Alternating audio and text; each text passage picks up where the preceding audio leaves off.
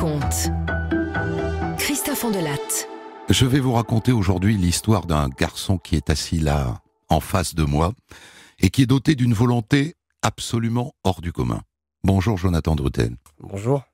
Quand vous étiez tout bébé, on vous a diagnostiqué une maladie mortelle, une mucoviscidose.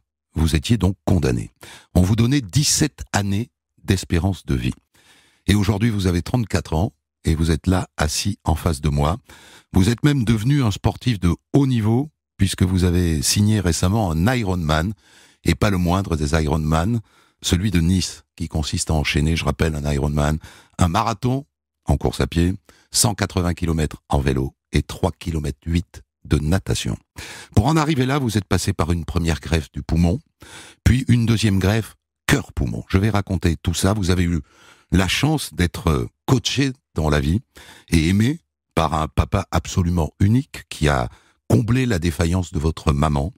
Vous racontez tout cela dans un livre qui paraît aux éditions Mareuil, Ironman, d'où bien sûr j'ai tiré mon récit que voici. Je l'ai écrit avec Christophe Dumazer, la réalisation est de Céline Lebras. Europe 1, Christophe Andelatte. Le 4 septembre 1984, à l'hôpital de Clamart. C'est là que commence mon histoire. Un accouchement difficile, sans péridurale. Il faut sortir les forceps et puis les ventouses. Ma mère hurle. Ça dure des heures. Et puis, me voilà. Ma mère fond en larmes. Elle vient de mettre au monde son deuxième bébé. Et d'après ce qu'elle m'a raconté plus tard, elle remarque tout de suite que je suis pâle, très pâle. Elle m'embrasse, elle trouve ma peau moite. Et avec ça, une drôle d'odeur. Son instinct maternel se met en mode alerte. Il y a quelque chose qui cloche. Docteur, vous êtes sûr que tout va bien? Il est tout blanc. Mais oui, il va bien, ne soyez pas mère poule.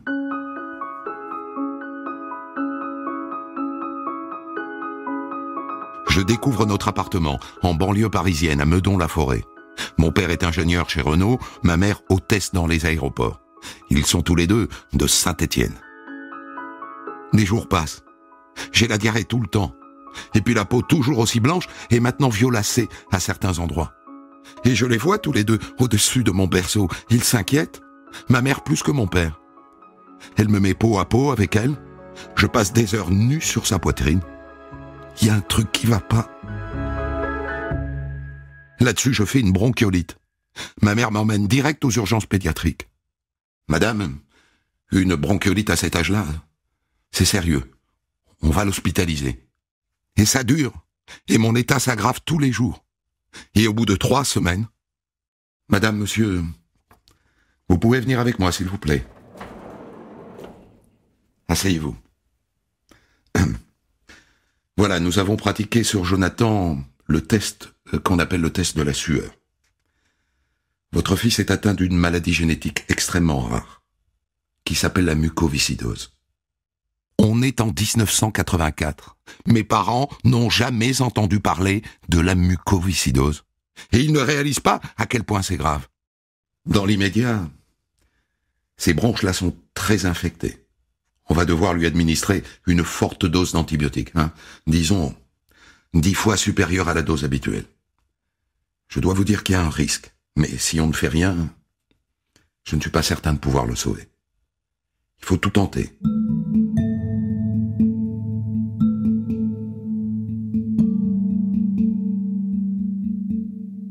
Mes parents rentrent à la maison.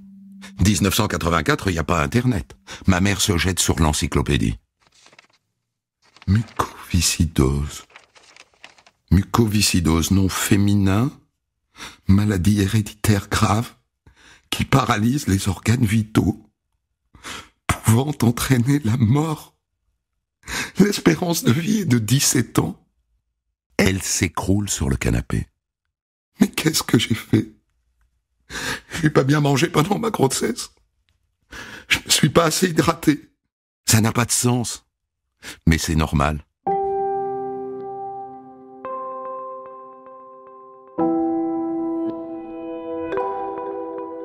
Le lendemain matin, ils reviennent me voir, ils me trouvent sous une bulle à oxygène. Vitre hermétique, sondée, perfusée.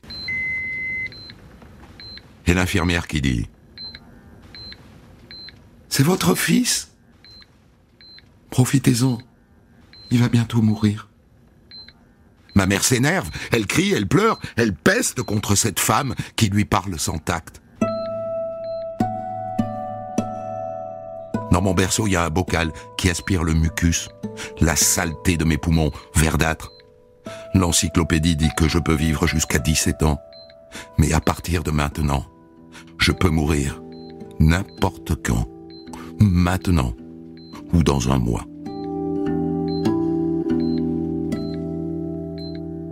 Mes parents décident de quitter Paris. Mon père a grandi dans les monts du Forêt, près de Saint-Étienne. Il sacrifie sa carrière pour que je puisse respirer de l'air pur. Et donc on rentre à Saint-Étienne. Mes parents prennent une maison tout près de l'hôpital. Et ils ont du mal à convaincre un kiné. Un bébé comme moi, c'est très contraignant pour un kiné, c'est vrai. Il doit venir à domicile, me pratiquer des clappings, des petits coups comme ça, sur ma poitrine pour dégager mes bronches. Et c'est 7 jours sur 7, jour et nuit. Il doit être dispo. Mais il finit par accepter. Il s'appelle Philippe Bessières et il est resté avec moi jusqu'au bout. Après quelques mois, ma mère commence à perdre pied. Elle a repris son travail, mais elle craque souvent. Elle pleure, elle crie. Elle n'arrive pas à faire face. Elle est trop fragile, maman. Et un jour, elle va se consoler dans les bras d'un homme qui n'est pas mon père. Elle fuit son quotidien, en vérité. Ma maladie. Mais mon père ne lui pardonne pas. Et un matin, ma maman laisse une lettre sur la table de la cuisine. Elle n'assume plus. Elle capitule. Et elle nous laisse seuls, ma sœur et moi, avec papa. Il divorce. Mon père obtient la garde. Je ne verrai ma mère que de temps en temps le week-end. Me voilà sans maman pour me lire des histoires, sans maman pour me faire des câlins. Un héros, mon père. Parce qu'il travaille, et pas qu'un peu. Il nous dépose à la garderie de l'école à 8 heures, un petit baiser furtif. Le soir, une nounou vient nous chercher. Il passe nous prendre, il court vers la cuisine, et là, il n'ouvre pas des boîtes de raviolis. Il fait des omelettes, des salades composées. Et le week-end, on va à la piscine, on fait du ski nautique. Ah, faut le suivre, hein. Il nous pousse à nous surpasser dans l'effort. Ma vie ne tient qu'à un fil, mais il veut qu'elle soit aussi riche que possible. Je fais encore pipi au lit. Eh bien, papa a mis ses talents d'ingénieur à mon service. Il a fabriqué un détecteur d'urine. Un petit carré en métal cousu dans mon slip, relié à un spot. À la première goutte, la lumière m'éblouit. Et après, il le perfectionne, hein, il le relie à ma chaîne hi-fi. Un petit pipi et la musique se met en marche. Je ne vois pas beaucoup ma mère. Le week-end, de temps en temps, elle habite un petit studio, alors avec ma sœur, on dort à 3 dans son grand lit. Oui, on passe de bons moments ensemble. Mais c'est éphémère, c'est superficiel, ça ne me marque pas.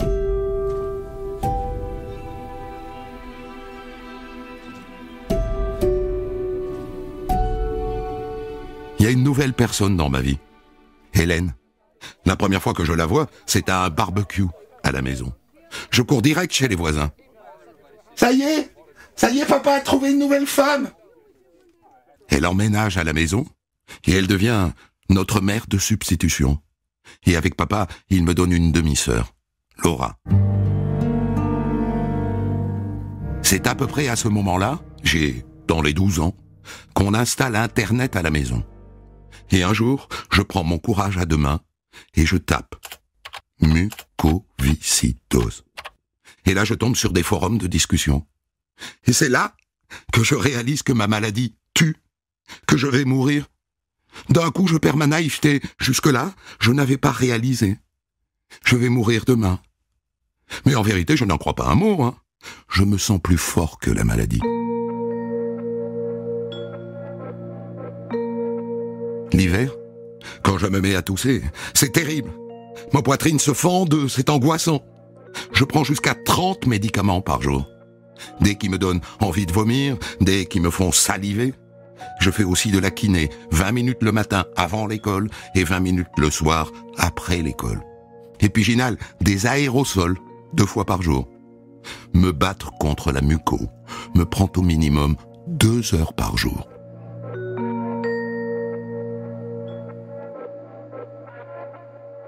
Vers mes 15 ans, mon état se dégrade. On passe aux cures d'antibiotiques par injection. Ah ça c'est magique, hein. C'est comme si on passait un coup de Karcher dans mes bronches. Les infections se volatilisent, mes poumons renaissent. Je suis libéré. Mais peu à peu, à la même époque, je deviens diabétique.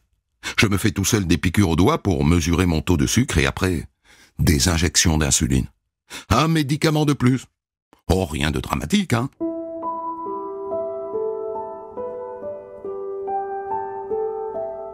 Maintenant me voilà en terminale, face à un choix cornélien. Est-ce que je dois profiter, c'est-à-dire vivre chaque jour comme si c'était le dernier, ou alors construire, faire comme si tout était normal, passer des diplômes, alors qu'il y a très peu de chances que je travaille un jour. C'est pas facile à résoudre ça. Mon père me pousse évidemment, mais moi je traîne des pieds. Je suis obsédé par la mort. J'ai peur de mourir. Et donc, je redouble ma terminale. À quoi bon avoir des bonnes notes? Être bon élève? Ça ne me maintiendra pas en vie. Puisque ma vie sera courte, autant qu'elle soit intense. Alors je m'engueule avec mon père. C'est pas toi qui vas te retrouver bientôt, le thorax ouvert en 2, pour tenter de rester en vie? Hein? C'est pas toi?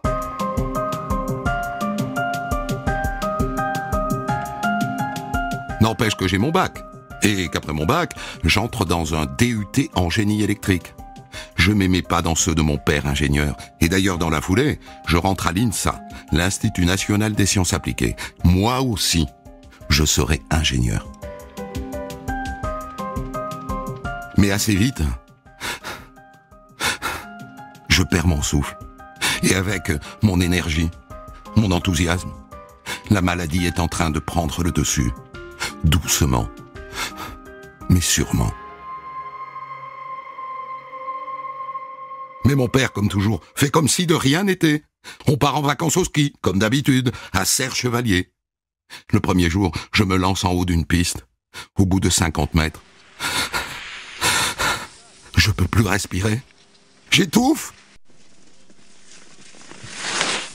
Je passe des nuits entières à gamberger. S'il ne me reste, disons que 3 ou 4 ans à vivre, est-ce que je dois continuer à faire semblant?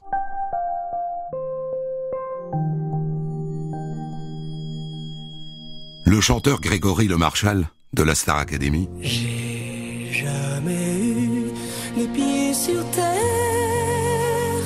Atteint lui aussi de la mucoviscidose et est mort il y a quelques mois. Il avait 24 ans. J'en ai 23. Je suis sous perfusion 24-24. Mon corps est en train de m'échapper. Je n'ai plus que 2 options. Mourir ou une greffe. De nouveaux poumons. Dodo l'enfant.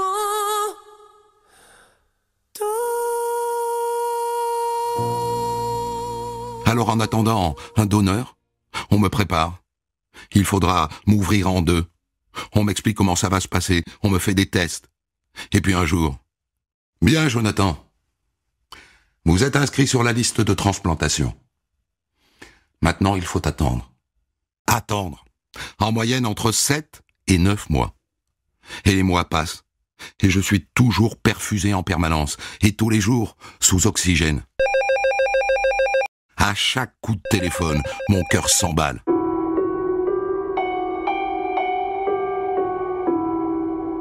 Le 13 juin 2008. C'est un numéro privé. Allô? Monsieur Drutel? Il y aurait potentiellement un greffon pour vous. Il faut venir à l'hôpital immédiatement. Je vais à l'hôpital, on me prépare et puis... Je suis désolé, monsieur Drutel. Les poumons ne sont pas bons. Vous pouvez rentrer chez vous et boire une bonne bière. On de la raconte, la suite de votre récit.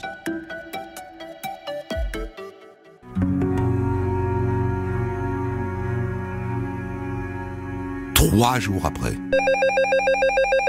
C'est reparti. Prise de sang, douche à la bétadine, rasage, brancard. Mes parents m'embrassent une dernière fois. Ils me touchent, ils me caressent. Et me voilà au bloc. Je vais vous placer un masque à oxygène sur le visage. Ok? Vous comptez jusqu'à 3. 1, 2, 3.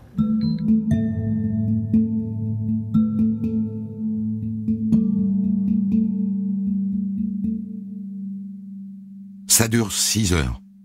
Et après, je fais un œdème, classique. Il me faut une longue semaine pour entrouvrir les yeux. Il y a eu des complications. Et puis on m'extube. Mais je m'étouffe. Alors on me réintube. La 3e semaine, je suis agité. J'arrache les tuyaux. Je suis pris d'hallucinations. Je vois des gens avec des têtes d'animaux. Et il y a des poissons dans ma chambre. Alors ils m'attachent à mon lit. Mes poignets me font mal. Ils mettent plusieurs jours à comprendre que c'est le cocktail de médicaments post-greffe qui me fait délirer. Et après, les complications s'enchaînent. J'attrape un staphylocoque doré et c'est reparti pour les antibiotiques. En 3 semaines, je suis passé de 54 à 41 kilos. Le kiné veut me faire marcher. Je pose le pied par terre, je m'écroule sur lui. Et je dois tout réapprendre. Tout. Manger, déglutir, aller aux toilettes, me laver tout seul. Mais au bout de 3 semaines, je respire sans encombre. Ça faisait un moment que ça ne m'était pas arrivé. Je quitte l'hôpital, plein d'espoir.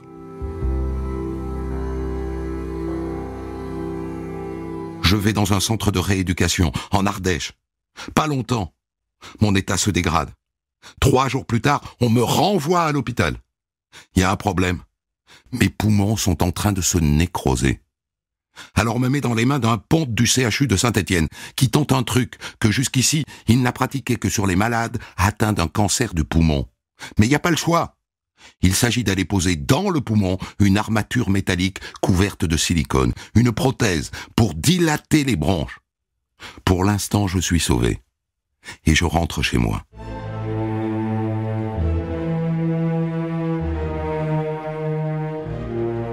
Et là, je tente de reprendre le cours de ma vie. Je suis toujours inscrit en école d'ingénieur. Je le veux, ce diplôme. Alors à la rentrée, j'y vais. Mais je tiens 2 jours. Je suis épuisé. Je peux pas faire comme si tout allait bien. Je me mets à tousser. Et là, on pense que c'est un rejet, mais non. Ça n'en est pas un. C'est pire. C'est une infection sur les points de suture de mes bronches. Mon pronostic vital est engagé.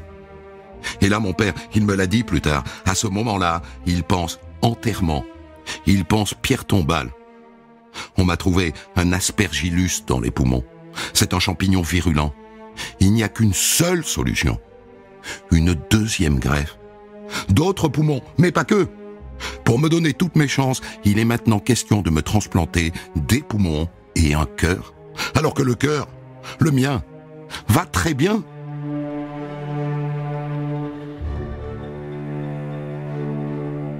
Les 2 organes viendront du même donneur.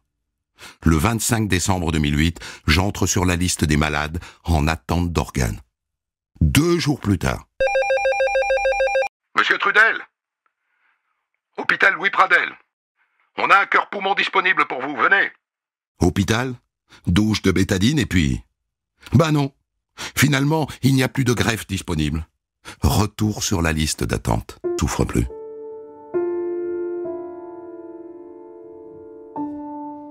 Lundi 16 août. Monsieur Drutel, c'est votre chirurgien, le professeur Tron. On n'arrivait pas à vous joindre. Il y a peut-être un cœur-poumon pour vous. Oh, enfin! Hôpital, bétadine, et autour de mon lit, toute la famille et tous mes amis. 17h15. Monsieur Drutel, dans quelques minutes, nous partons pour le bloc. L'équipe est prête. Les greffons aussi. Ma sœur, ma mère et ma cousine poussent mon brancard jusqu'à la dernière limite. Le chirurgien arrive. Alors, Jonathan, que diriez-vous d'une grande croix au milieu de votre poitrine? j'ai une chance sur 2 de m'en sortir.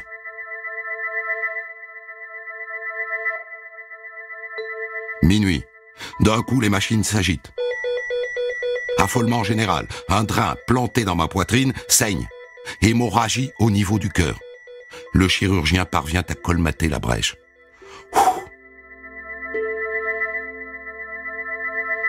48 heures plus tard. Vous entendez 48 heures. J'ouvre les yeux.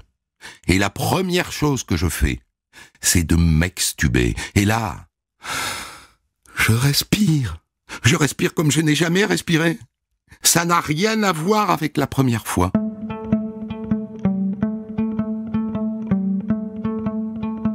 Je sors de l'hôpital début septembre et écoutez bien, 3 jours plus tard, je fais du ski nautique. C'est ma manière de dire que désormais, j'irai bien. Et à la rentrée suivante, je suis de retour sur les bancs de mon école d'ingénieur. Je le veux, ce diplôme. Et j'intègre une classe où personne ne me connaît. Eh oui, les autres ne m'ont pas attendu. Et pour une fois, je vais tout droit jusqu'au bout. Me voilà ingénieur.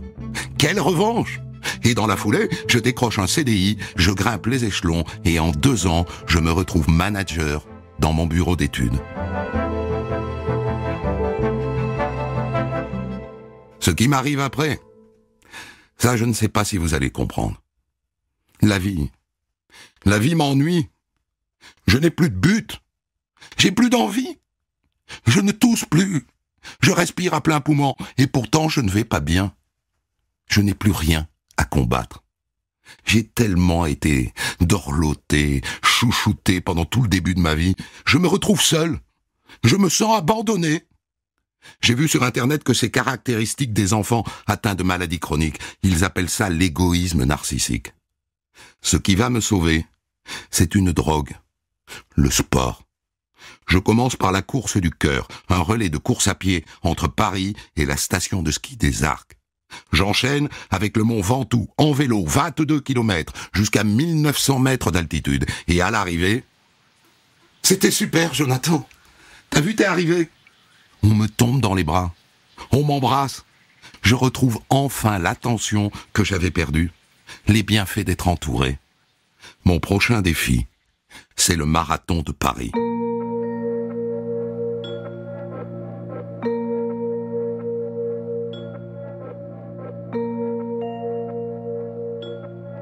J'ai 7 mois pour me préparer. Ou changer d'avis. Le challenge est excitant, mais je ne sais pas si j'en suis capable. Et les médecins non plus d'ailleurs. Est-ce qu'un malade de la mucoviscidose, double transplanté cœur-poumon, peut terminer un marathon? Pour eux, je serai un cobaye.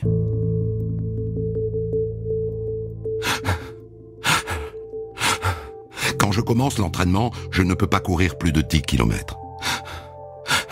Un marathon, c'est 42. Mais plus je m'entraîne, plus je suis en forme. Je ne pense plus qu'à ça. Les progrès sont spectaculaires. Le jour J, mon ami Mike court à côté de moi avec le drapeau de l'association Vaincre la mucoviscidose. À partir de 35 km, j'alterne marche et course. Je transpire 3 à 5 fois plus qu'une personne normale. Les gens crient « Allez Jonathan! Allez Jonathan !» Ça me transcende. Le passage de la ligne d'arrivée est grandiose. Quel cadeau pour mon père qui a aujourd'hui 60 ans. J'ai trouvé ce que je veux faire de ma vie. Je veux accomplir des exploits pour prouver que rien n'est impossible.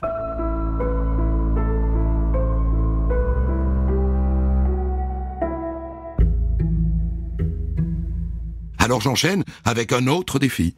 Paris-Saint-Malo en vélo en 3 jours. 150 km par jour. Et après, mon objectif est de faire des triathlons. Et donc je me lance dans un sport que je ne maîtrise pas du tout. La natation. Mon Dieu que c'est dur. Je bois la tasse pendant des semaines. Mais je me bats encore et toujours.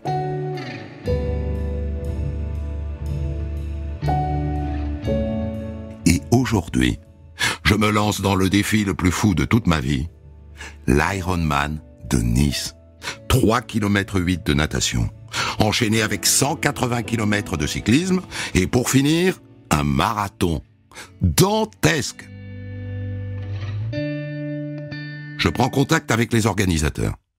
Oui, vous comprenez, j'aurais besoin d'être accompagné au cas où je me sentirais mal. Oui, je sais, le règlement l'interdit, mais... Vous vous rendez compte ce que c'est qu'un Ironman, monsieur? Oui, j'ai fait le dernier Natureman. Et j'ai terminé, hein. Vous avez fait le Natureman? Banco, je vous inscris. Et vous pourrez être accompagné. Je n'en ai même pas parlé à mes médecins. Et je ferai cette course, que ça leur plaise ou non. Je me prépare au rythme de 20 heures de sport par semaine. Pour me préparer, je cours le demi-Ironman de Barcelone. Et arrive le grand jour, le 24 juin 2018. J'ai du mal à me détendre. Mes orteils touchent l'eau tiède de la mer. C'est bon. Je fends la foule. Quand on me passe la médaille de l'Ironman autour du cou, je suis euphorique. Et je pense à ces deux inconnus si précieux, mes deux donneurs. Cette victoire est pour tous ceux qui se sont battus pour que je reste en vie. Pour commenter son histoire du jour, Christophe Ondelatte reçoit un invité, acteur direct de son récit. Voilà donc pour cette incroyable histoire que nous allons débriefer avec vous, Jonathan Drutel. Je rappelle que je l'ai tiré du livre que vous éditez chez Mareuil, Ironman, le récit au fond de vos 34 années de vie, de ce défi dont vous avez triomphé. Je peux vous faire une remarque, la vraie normalité, celle qui vous ferait passer définitivement du côté des gens qui me ressemblent, ça serait d'apprendre à glander, Jonathan. Ça dépend comment on voit les choses. Vous ne savez pas glander? Non, je pense que j'ai ce besoin-là, comme j'essaye de l'expliquer un petit peu dans le livre. J'ai toujours eu quelque chose contre moi, à mon encontre, où il fallait que je me batte. Et sur ces épreuves sportives, je me bats finalement pour arriver jusqu'au bout. C'est pas simple, quoi. Je vais très bien, mais j'ai quand même une capacité respiratoire aujourd'hui qui est mine de rien inférieure à la normale. Un cœur qui ne fonctionne pas tout à fait normalement. Il faut pallier un petit peu à ces... c'est pas des déficiences, mais des anormalités finalement. Donc ça me fait du bien et ça me permet de continuer à vivre, à m'épanouir. Donc j'aime bien ce genre de choses. Hein. Il y aurait un autre défi, ça serait de donner la vie, de la continuer. Ouais, ça peut être un autre défi, mais... Vous êtes porteur du gène de la mucoviscidose. Exact. Donc c'est un risque, mais détectable. C'est un risque détectable. Il y a d'autres choses derrière la maladie. Voilà, il y a des choses à prendre en considération. Aujourd'hui, ce n'est pas forcément d'actualité. Vous ne vous sentez pas durable? C'est une bonne question. Je vois pas les choses comme ça, en fait. Je me pose pas trop ce genre de questions. Je pars du principe qu'aujourd'hui, je suis là. Il y en a plein qui auraient misé plus sur mon décès que ma survie. Bah, ces gens-là, je les ai fait mentir. Et certains de mes potes m'ont toujours dit de toute façon, tu vas tous nous enterrer. Donc, en gros, c'est... Mais vous le voyez pas comme ça. Tu es immortel, Jonathan, vas-y. Mais vous ne le sentez pas comme ça. Je me pose pas ces questions-là, en fait. Je vis au vous jour le pensez jour, pas à la retraite, par exemple? Non, je vais pas si loin. Je pense pas à la retraite. C'est dans clair. 30 ans, à peu près, quoi. Ouais, mais qui dit que je serai là ou pas là, personne, en fait. Le risque, Donc, c'est quoi aujourd'hui? Le rejet de la greffe? Pas forcément le rejet, il y a plusieurs difficultés derrière, il peut se passer plein de choses. Le rejet en est une, mais plus on avance dans la vie avec la transplantation qui est parmi nous finalement, le nouveau greffon qui nous appartient, moins les risques de rejet sont grands, plus ils diminuent. Par contre, il y a d'autres choses, c'est pas une science exacte, on le sait très bien, hein. Donc combien de temps ça va durer, on ne sait pas. Par contre, ce qui est sûr, c'est que quand je me suis fait transplanter, la transplantation cardio-pulmonaire avait 20 ans, et je ne sais pas, il me semble qu'il est toujours en vie aujourd'hui, mais il y avait une personne qui avait 20 ans de greffe. Donc, qui datait de l'époque. Aujourd'hui, les soins sont bien mieux maîtrisés. Donc, je pense que j'irai bien au-delà de 20 ans de transplantation. Mais vous n'êtes pas sûr. Et c'est pour ça que vous ne glandez pas, en fait. C'est aussi une des raisons. Il faut profiter. Mais comme tout à chacun, je pense qu'on ne sait pas de quoi sera fait demain. Donc, il faut profiter du moment présent. Je voudrais qu'on reprenne l'histoire au début, Jonathan, à cet épisode sur lequel d'ailleurs vous ne vous attardez pas, mais qui moi m'a bien intéressé, c'est ce moment où votre maman a un pressentiment que vous attribuez vous à l'instinct maternel, c'est-à-dire vous venez de naître, elle vous a dans les bras et elle sent qu'il y a un truc qui cloche. C'est étonnant ça, parce qu'en vérité elle ne sait rien. En effet, je saurais pas trop quoi vous dire là-dessus. Par contre, on parle souvent de l'instinct maternel. C'est d'autant plus intéressant qu'elle ne l'a pas eu après, l'instinct maternel. Donc, à ce moment-là, elle a eu une intuition, un truc assez dingue. Bien sûr, et puis ça fait partie du jeu. Il y a certaines personnes qui se rendent compte des choses. J'étais un enfant qui était plutôt pâle, assez moite. Enfin, il se passait des choses assez. J'étais pas comme le premier enfant, comme ma sœur Sabine, qui n'était pas du tout comme non, moi. Mais moi, je trouve qu'un bébé, c'est toujours bizarre. Et elle a su qu'il y avait un problème, quand même. Ouais, c'est vrai. Ouais, faut mettre ça à son crédit. Bien sûr, bien sûr. On sent que du chemin a été fait, qu'aujourd'hui vous avez pardonné, sans doute plus souffert jeune. Ouais.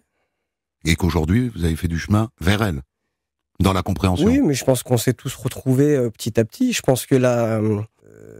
elle est là au moment des greffes. Hein. Bien sûr. Petit, je pense que moi, je m'en rendais même pas compte, parce qu'on on est tout petit. Donc, il y a des choses qu'on se souvient plus, c'est dans notre inconscient, on l'oublie. Alors certes, forcément, ça a été très dur pour moi quand j'étais petit, mais je n'ai plus autant de souvenirs pour vous dire, j'étais trop petit, quoi. D'autant que votre père, il faut le suivre. Et on peut comprendre que quelqu'un ne soit pas capable de suivre un type qui trace tout droit comme ça. Bien sûr, mais c'est ce qui a été un peu la force, finalement, c'est que moi, je me suis jamais considéré comme quelqu'un de malade, quoi. Jusqu'à clairement l'apparition d'Internet, où j'ai commencé à comprendre des choses. Mais sinon, j'étais, entre guillemets, traité comme n'importe qui, avec des visites à l'hôpital, mais on mettait pas le point d'accent dessus, enfin l'accent dessus. Du coup, j'étais quelqu'un de complètement normal. Moi, c'est ce que je ressentais. Donc, ce qui m'a, je pense, aussi aidé derrière à traverser toutes ces épreuves. Mais les médicaments s'enchaînaient comme ils devaient s'enchaîner. Et puis, pour moi, ça me semblait quelque chose de totalement normal, finalement. C'est donc vrai que jusqu'à 12 ans, jusqu'à ce jour où vous tapez mucoviscidose sur Internet, vous ne savez pas. Je sais qu'il y a quelque chose, mais je me rends pas compte de la gravité de la maladie. Clairement. Ouais. Mais le dictionnaire, vous ne l'avez pas lu. Non. J'étais pas très dictionnaire. Vous n'étiez pas très dictionnaire. Mais non, je l'ai pas lu du tout. Et ils ne vous disent pas. Non, on ne parlait pas des conséquences graves que pouvait avoir la maladie derrière. Je pense que c'était mieux de pas en parler. On allait vivre avec ça, et puis on allait faire en sorte que je continue à vivre avec ça. C'est ce qui s'est passé. Quand on raconte votre histoire et que on s'intéresse à votre papa, ce héros, comme vous le dites, au début on est un peu inquiet. On se dit, il va se cracher. À un moment donné, il va se cracher parce que il veut tout assumer. Bien sûr. Assumer votre maladie, l'éducation de votre sœur, son boulot d'ingénieur, ses voyages à l'étranger, ça j'ai pas eu le temps de raconter, mais il y a plein de moments où il part à l'étranger en mission au Japon. Enfin, il a un gros poste à responsabilité. Et il y a un moment où on est rassuré. C'est quand il rencontre Hélène. On se dit, il s'occupe un peu de lui. Ouais, c'est vrai, ouais. Ouais, mais encore une fois, c'est là moi j'ai le recul aussi pour comprendre ces choses-là. Mais à l'époque, je suis petit, donc je m'en rends pas forcément compte. Mais en effet, je pense que c'est ce qui a amené une stabilité chez mon père et qu'il a retrouvé une autre facette de la vie qu'il avait perdue, qui a rendu un certain équilibre qui était important, ouais, à la fois pour me soutenir parce que les étapes allaient être encore de plus en plus difficiles, et puis pour lui. Hein. Ah bah parce que votre père, à un moment donné, on se dit, il fait tout ça pour Jonathan. Toute cette énergie qu'il dégage autour de lui, là, c'est samedi matin, on se lève très tôt, on part faire du basket, de la piscine, et les week-ends au ski, et les vacances à machin, etc. Enfin, c'est une sorte de vie à 100 à l'heure. Et en vérité, il est comme ça. C'est-à-dire, vous n'auriez pas été malade, vous auriez quand même été debout très tôt le week-end pour aller faire des activités. Il a besoin de bouger, quoi. Ouais, je pense que quand même, la maladie l'a fait... a empiré la situation, l'a fait devenir encore plus ivre de la vie, finalement, à vouloir profiter. Je pense que derrière, il y avait cette volonté de vouloir faire plein de choses, mais ma maladie l'a forcément... ça l'a décuplé, quoi. Ça l'a décuplé. Il voulait profiter des instants présents le plus possible, quoi. Mais heureusement qu'il s'est occupé aussi un peu de lui. Bien sûr, hein. Il y a même un moment où on se dit, il a sacrifié sa carrière, parce que vous, évidemment, vous racontez pas tout, c'est 34 ans de vie, il y a plein d'impasses. Et à un moment, on dit, tiens, ah bon, il continue à aller en voyage au Japon, donc c'est que il n'a pas sacrifié sa carrière à côté de ça. Il est un ingénieur dans l'automobile de haut niveau. Bien sûr, après, il a fait des choix, il y a des expatriations qu'il n'a pas acceptées, voilà, pour des raisons purement médicales aussi, parce que j'avais besoin de rester avec ces médecins-là qui me suivaient, c'était important. Les soins dans d'autres pays... on a la Sécu en France qui est quand même quelque chose de super bien et qui nous permet d'avoir des soins quasiment gratuits et pour des personnes enfin qui ont des pathologies aussi lourdes que je pouvais avoir. Mais du coup, l'Ironman, il est déjà là au moment où vous faites toutes ces activités où ça ne s'arrête jamais, ces vacances à faire le tour du monde, etc. L'Ironman est déjà là. Ouais, c'était une vie très rythmée. C'est lui qui vous a drogué. C'était une vie très rythmée, forcément. Ouais. À 100 à l'heure, toujours faire tout en même temps. Et c'est comme ça que je suis aussi aujourd'hui, que ce soit dans le boulot ou autre. Il faut que j'ai l'esprit qui soit occupé 24 heures sur 24 avec de multiples projets professionnels, personnels. C'est ce qui me tient en haleine. Je voudrais qu'on parle 2 secondes de ce moment de l'adolescence où le doute est là, dans votre histoire qui est totalement positive, qui trace tout droit, qui construit, qui s'accroche, il y a un seul moment où vous vous dites, je vais peut-être lâcher, c'est-à-dire profiter des années qu'il me reste à vivre, c'est l'adolescence. Ouais, c'est un moment où souvent, de toute façon, pour des personnes normales, il se passe des choses aussi où les gamins deviennent assez virulents. Ouais. On ne sait pas trop les raisons, les hormones sûrement, enfin plein de choses derrière. Et là, vous avez un doute. Moi, c'est bien sûr que c'est différent, parce que la maladie, elle commence à taper très fort. On se rend compte derrière que je commence à être suivi dans des services où les gens sont gravement affectés, aux limites de la mort, quoi. Et je suis très conscient et je remarque très bien qu'il y a des patients qui partent. Donc voilà, on sait que mes chances de survie, elles sont là, mais il y a des risques aussi que je m'en aille. Donc à un moment donné, on se dit, qu'est-ce qu'on fait de notre vie ?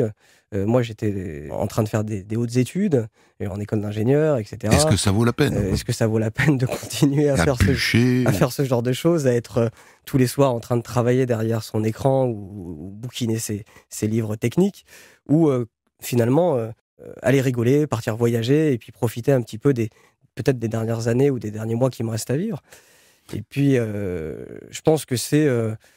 voilà, je réfléchis beaucoup à tout ça.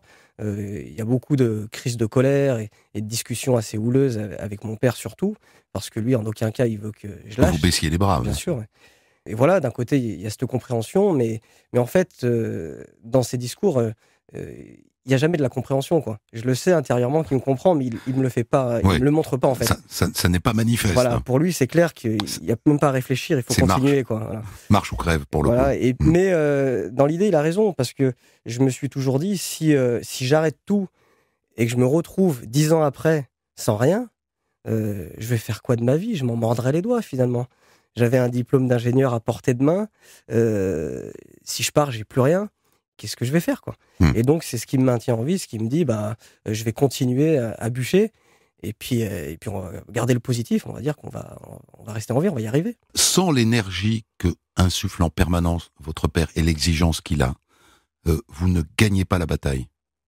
Ouais, alors je pense qu'il y a mon père, mais c'est toute la famille derrière. Hein. Parce que techniquement, c'est les médecins qui réussissent le coup de la double transplantation. Techniquement, c'est les médecins. Ouais. Voilà. Mais est-ce que là-dessus, sans votre père, ça marche pas ? Il faut un entourage très proche, il faut être énormément soutenu.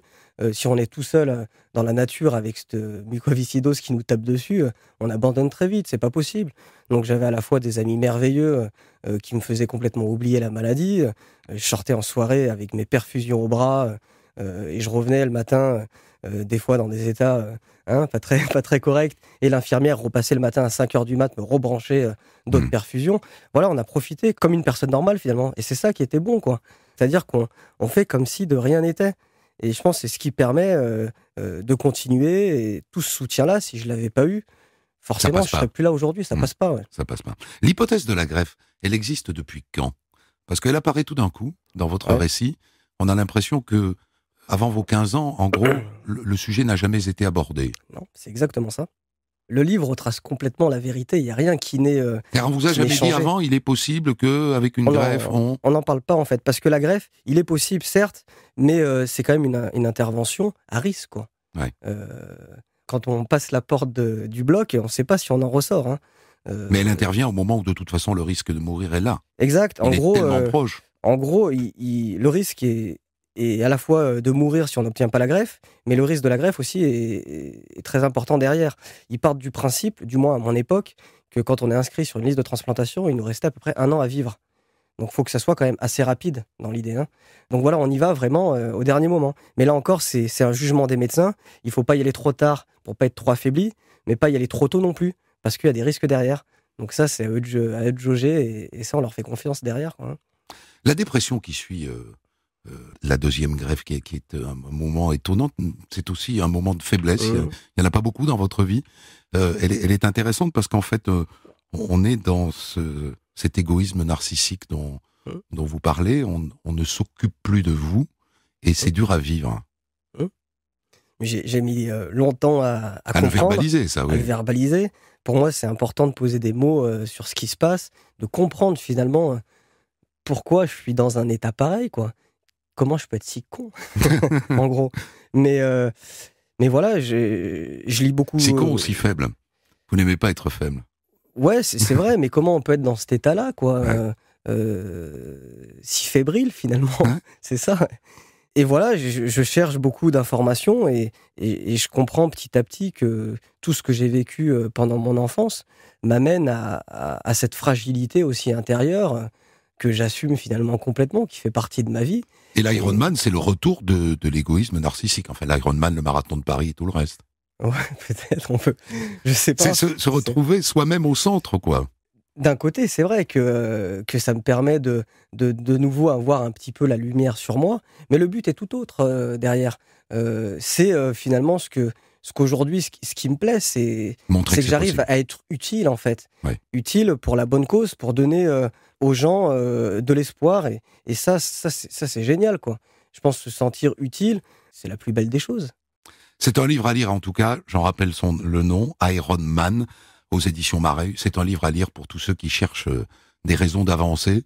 Là, il y a des rails, il y a un guide, il y a une lumière qui luit au fond du couloir. C'est un livre magnifique. Merci beaucoup, Jonathan Grutel, d'avoir accepté de me confier un bout de votre vie pour que je la raconte. Merci.